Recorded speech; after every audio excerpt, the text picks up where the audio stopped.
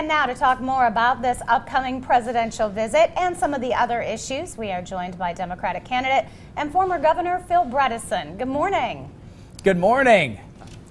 Well, your platform starts with unifying Washington. You've talked a lot about that over the time, so we'll start right there. One of your strengths is business, obviously, and the things you did in Nashville. One of President Trump's strengths is business. Do you see areas of common ground there to begin?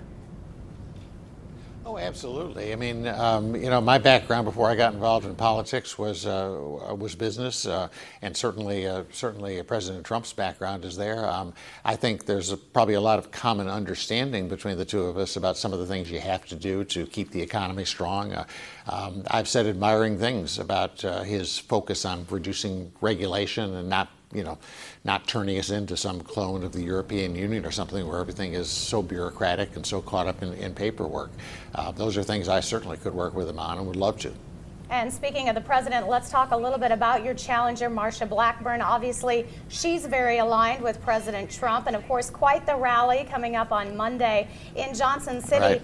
So your thoughts, your reaction to the presidential visit here in Johnson City in Tennessee?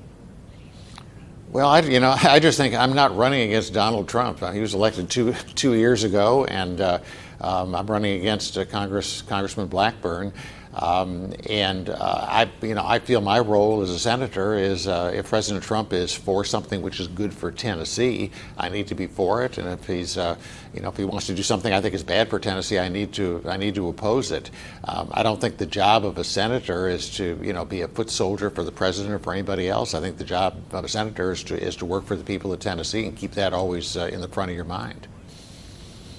We had a younger viewer that said health care was a main issue. He plans to actually protest the visit on Monday. What's your stance on the state of the nation's health care and really the state of Tennessee's health care? I think there's enormous issues in health care. In Tennessee, there's obviously issues in some of our more rural areas having to do with hospitals closing, just access issues, doctors not being there. We've got an enormous opioid crisis in our state, which is particularly hard hitting some of the more rural parts of the state, but it is everywhere, and it is certainly in Northeast Tennessee, as you know well. I was not a supporter of the Affordable Care Act when it was being proposed, and the president got very mad at me about that, to President Obama. But once it was passed, we now have 250,000 Tennesseans who, are depending on it for their health care. And I think this stuff going on, and that my opponent is involved in, of, basically trying to undermine that and sabotage it. I just think that's immoral. You just can't treat people that way. We need to figure out how to make it work, and Senator Alexander's got some great ideas about that. And you also say that you would not vote for Senate Minority Leader Chuck Schumer should you beat Blackburn in November. Instead, you say you're going to continue to think for yourself. Yeah, I think I'm really disappointed and upset with what Washington has become and the Congress has become. That's the reason I'm running.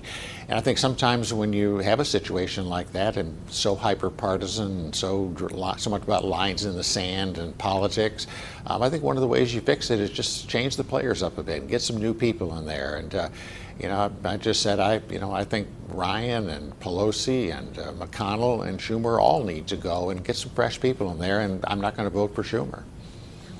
Let's elaborate on that topic a little bit, because it's been 8 years or so since you were in office. And the state of politics as a whole, how much different is that? And how can you lean on some of your experience as an executive in the public office to kind of work towards getting it back to where we were?